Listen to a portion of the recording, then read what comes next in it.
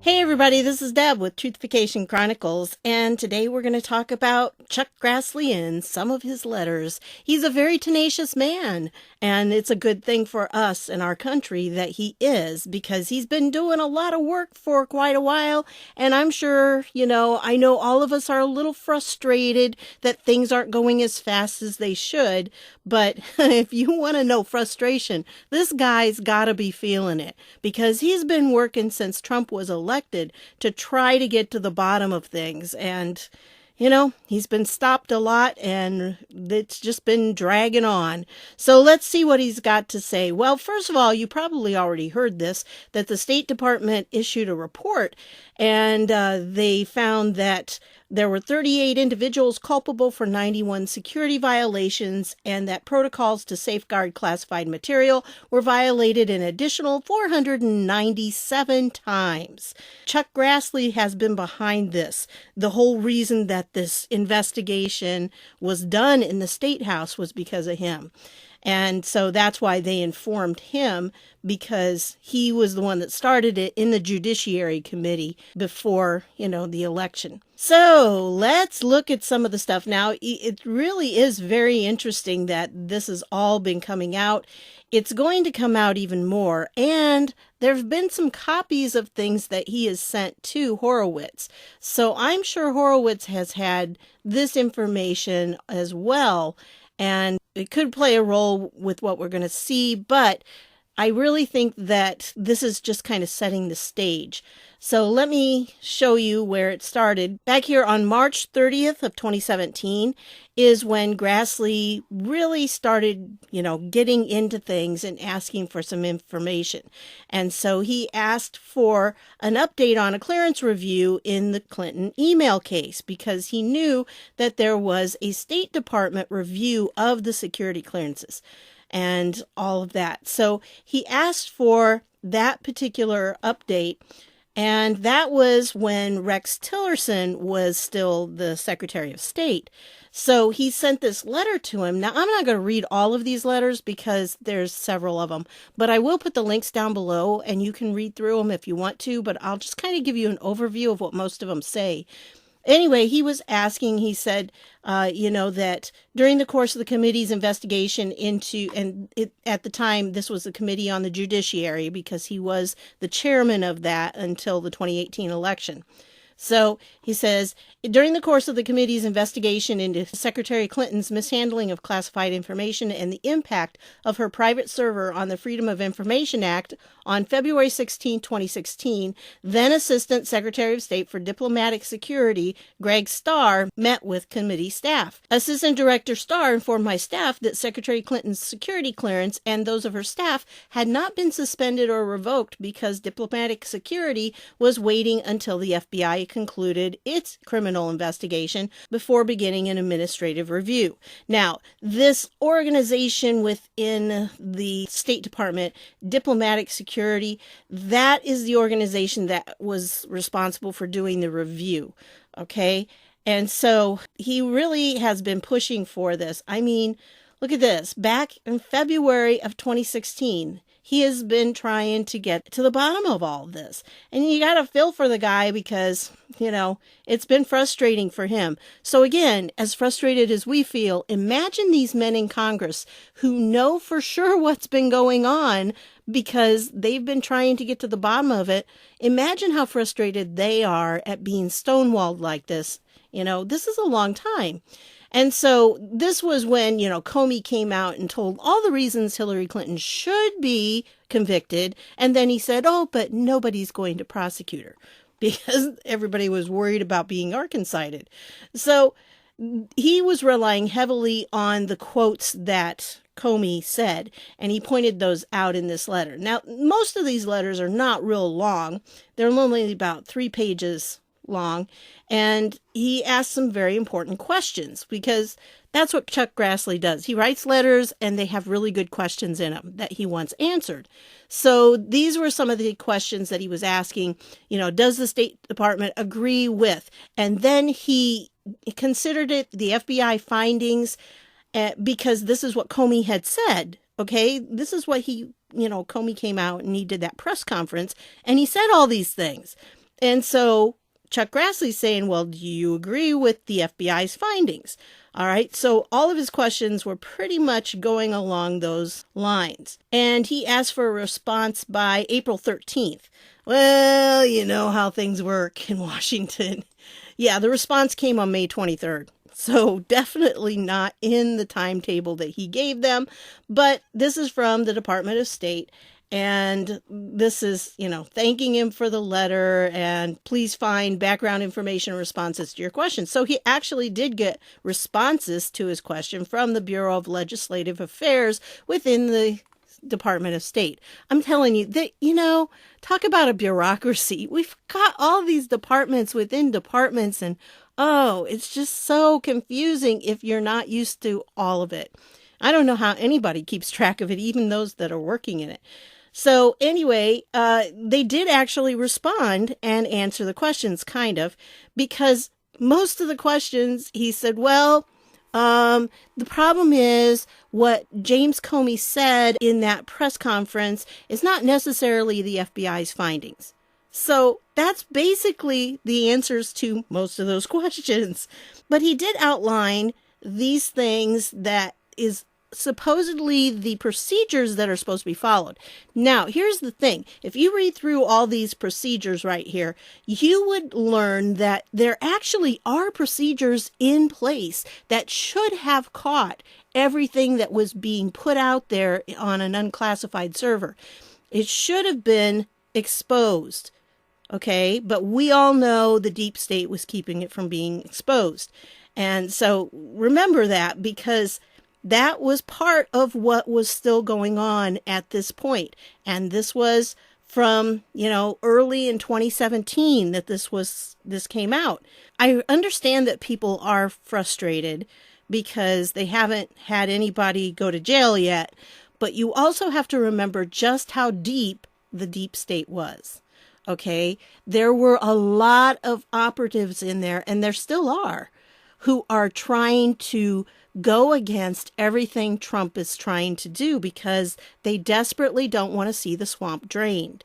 If the swamp is drained, they lose their potential earnings from all the corruption in the swamp. That's how they've been making their money. They have all these little slush funds and this and that, and they have all these little background deals. And that's what Trump's trying to stop. And so the people that were getting all these kickbacks and were making all this money off of these things, those are the very people who are trying to stop Trump.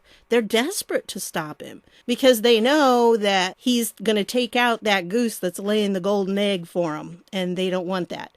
So that's what this letter pretty much does. Now, it does go through all the procedures here, and, they have all these organizations within it, that do separate things. And supposedly if somebody has enough violations within a certain time period, then they're, in trouble for it.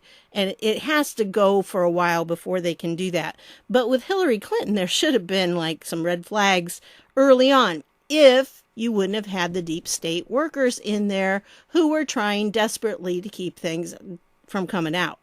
Okay, so, on June 9th, that was back in May, remember? And so on June 9th of 2017, then we have the State Department reviewing mishandling of classified information in unauthorized server matter, yet Clinton aides retain clearances. And this is all, by the way, all of this is from Chuck Grassley's website. So he was reporting it, and putting these out as press releases. So in this particular one, he was trying to point out that, hey, these people still have their security clearances, and that just shouldn't be. And remember, this was back in 2017. That was before the whole security clearances thing came out. So, this was brewing early on. So he received this letter from the State Department on September 21st in response to the letter they had sent on May 23rd. And that was in response to Grassley's letter of March 30th. So, it goes down. And so, at her request, former Secretary Clinton's security clearance was administratively withdrawn on August 30th, 2018. So, Hillary did ask for her security clearance to be withdrawn. So, because that's when all the security clearance thing was blowing up. On September 20th, 2018, security clearances were administratively withdrawn for Cheryl Mills and then these people, which we don't know who they are, but they were aides of hers. So that's what Grassley was trying to find out. And like I said, these organizations, the Bureau of Diplomatic Security's Office of Personnel Security and Suitability. What a mouthful. Wow. So anyway, that's what this letter was from, the State Department. And then we go to this, which was a press release on October 12th. Remember, this one was September 21st of 2018. We're now in 2018 because his first letter was in March of 2017. So, it's a year and a half later. State Department provides update on ongoing review of Clinton-era officials' handling of classified material. Now, this was all an ongoing investigation in the Department of State all this time. I mean, even back in 2017, these documents prove it. If you read through them, you understand that they were saying we can't talk about a lot of these things because it's an ongoing investigation. So it was ongoing even then, and it's been going on for such a long time. And so here is to Mike Pompeo, and, you can go through and see all these. The links are all in here, so I don't have to show you all of them. But then, of course, Chuck Grassley is tenacious. And so this was October 12th of 2018. That was the last official update that he got from the State Department. And so he didn't let it go. He stayed with it. And in January of 2019, he sent yet another letter, except this time it's to Mike Pompeo because he is now, the Secretary of State.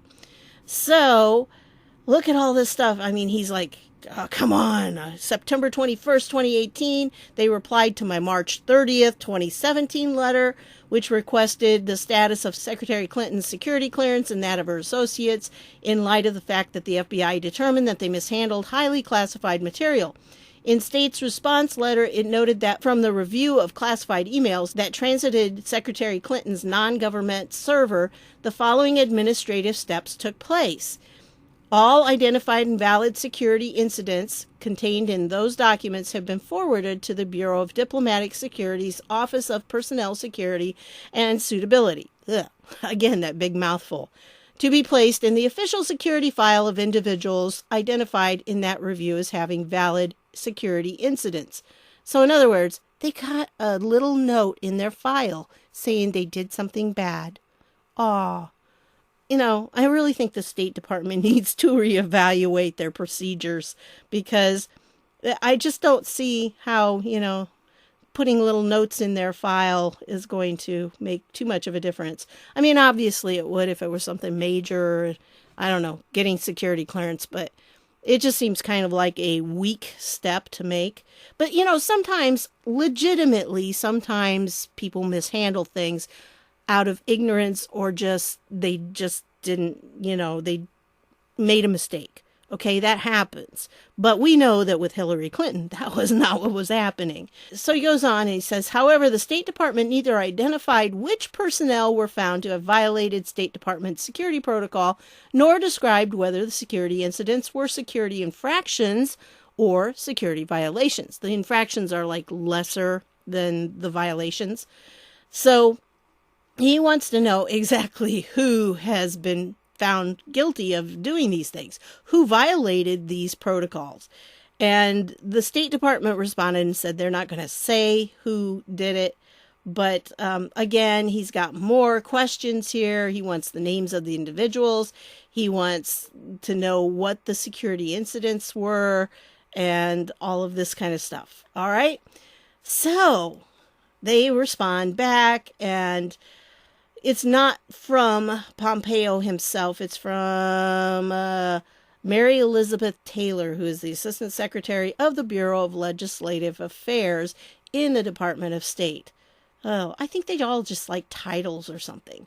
But essentially, she goes through and she says, well, We agree that this review process has been lengthy. You think? And is making every effort to complete its review and adjudication not later than September 1st, 2019. Well, they failed that because we just heard about it, so they were not done yet. As the department outlined in its May 23rd, 2017 letter to you, the department has a well-established process for conducting security incident reviews. However, given the volume of emails provided to the department from former Secretary Clinton's private email server, the department's process has been necessarily more complicated and complex, requiring a significant dedication of time and resources. Yeah, I don't know. I'm kind of thinking they slow-walked it, all right? Now, again, did Pompeo know they were slow-walking it? Probably not. I would say most of it was slow-walked under Tillerson. So, as the department noted in its May 2017 letter, the department's review was also impacted by its decision to begin its security review after the FBI concluded its investigation in order to avoid prejudicing the FBI investigation. So I think that's just kind of odd because, why would that have prejudiced the FBI investigation? They would be doing their investigation independently, wouldn't they? So why would it do anything to what the FBI was doing? I don't know. Anyway, so yes, they have completed it, and it's a two-step process, and it's going to take more time. And remember, this was June 5th of this year. So then we have this, which came out in on June 17th, which was in response to that. And they identified 30 security incidents because they wouldn't tell who the people were, but they did go through and give some overview of some incidences. And so they talked about 30 security incidences. So those were 23 violations and 7 infractions. So that's what he was reporting here. And again, remember, this is Chuck Grassley's website, so he's putting these out to let people know, but most Americans don't read Chuck Grassley's website. So a lot of people didn't know all this was going on in the background. But he's been really fighting for us to get the truth out. And so now we are where we are now, which is this report just came out. And so we know for sure now that there were 38 individuals culpable and that they uncovered an additional 497 violations for which no individual was found culpable. So that's what the 497 violations were violations, but they couldn't pin them on any one person. Okay? So again, that could very well be deep state players kind of working behind the scenes, a bit of sabotage. And so the investigation concluded that Clinton's use of a personal email server to conduct official business increased the risk of unauthorized disclosures and security compromises. Yeah, tell us something we didn't know, but what's going to be the penalty for it, there doesn't really say. Okay, I wish I could tell you that. I wish I could tell you how those are going to be processed, if there will actually be anyone, held responsible for those. But I can't tell you that. Sorry. I wish I could, guys, but not the case. I had somebody in the comments ask how Elijah Cummings' position was going to be filled, and I said I'd look it up for you. And it appears that when it is a senator, the state actually appoints that person to fill in. And that would be like the governor of the state would then appoint the person to fill in for the rest of that senator's term. But in the case of the House, because the House is supposed to represent the people, and see, the Senate represents the state, because there's 2 from every state. But then with the House, it all depends on the population. And so they're supposed to be more directly accountable to the people. And that's why they have 2-year terms, so the people can have, more of a voice in how they govern, because every 2 years they have to face their constituents. So if they're not doing a good job, they are always, possibly going to be voted out, which I hope that happens to a few of them in 2020. But anyway, how are they filled? Well, with the House, they are a little different. They have to actually have an election. So when there's a vacancy in the House, they have to have some kind of special election and vote for that person who is going to finish off the term. And I hear that Elijah Cummings' widow is going to put her name in the hat. That should be interesting, right? So, should be an interesting time. I don't know, but they will have some kind of a special election for that, and that's how they fill it. So I did want to let you know that. It does take a while. It could take a few months. So, this person will just be in for a very short period of time before the election in 2020. Who knows how long it's going to take them to have this special election. It could be a month, 2 months, 3 months, could even be up to 6 months. So that's what will happen with that. And then I wanted to bring you up to date on something else from the last video. I mentioned that the House Oversight was trying to get the IRS to investigate the NRA. I said, how can they do that? Because that's not part of their jurisdiction. Well, here is the House Oversight's legislative responsibilities. The legislative jurisdiction of the Committee on Oversight and Reform includes the following areas as set forth in House Rule 10, Clause 1. Now, you tell me after reading through this, this is what it says. You tell me if that NRA thing fits under this. Federal civil service, including intergovernmental personnel and the status of officers and employees of the United States, including their compensation, classification, and retirement. Okay, that doesn't fit because the NRA is not a government organization. I mean, they're nonprofit, but that's the only thing there is. So, municipal affairs of the District of Columbia in general, other than appropriations. It's not that. Federal paperwork reduction. It's not that. Federal paperwork reduction. Oh, have they really done that? With all the letters I've seen going back and forth. I guess they actually have, because now they email everything to each other. So I guess they really have reduced paperwork, if you don't consider emails and stuff and letters like that, paperwork. But anyway, government management and accounting measures generally. Well, not that. Holidays and celebrations. Nope, not the NRA. Overall economy, efficiency, and management of government operations and activities, including federal procurement. No, that would not be it. National Archives. Nope. Population and demography generally, including the census. Well, this isn't the census. Doesn't have to do with that. Postal service generally, including transportation of the mails. Nope, not the NRA. Public information and records. No, not the NRA. Relationship of the federal government to the states and municipalities generally, and reorganizations in the executive branch of the government. I see nothing in there that would allow them to contact the Internal Revenue Service and ask them to investigate an organization. Nothing. So, again, I told you, it's just not legitimate. They are really stretching. And then there was one other thing I wanted to point out to you.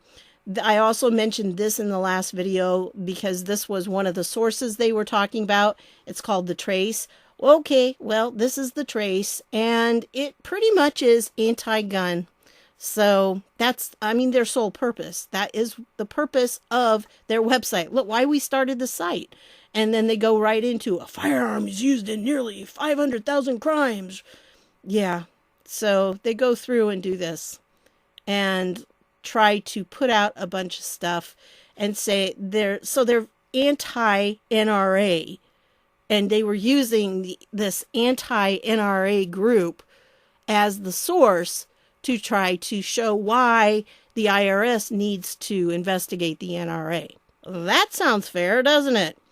So that's what I've got for you on this one. I just wanted to put this together. And like I said, I'll put all those links with the Grassley stuff down below if you want to read through them on your own. But essentially, that's what's been going on. And Chuck Grassley has been very tenacious about it, which is a good thing because now we know that, yes, the State Department has put out the report. There were definite violations.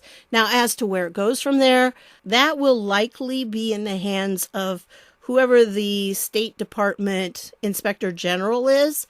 And I don't know right off his name, so sorry about that. But yeah, that's who's going to probably have to deal with it and then maybe recommend prosecution. There's a possibility that the Department of Justice can skip the step of waiting for the IG report on something in order to make the criminal indictments, but I just don't know on this one. So I just wanted to let you know what was going on there. So that's what I've got for this one. I want to thank you for stopping by, and I'll see y'all later.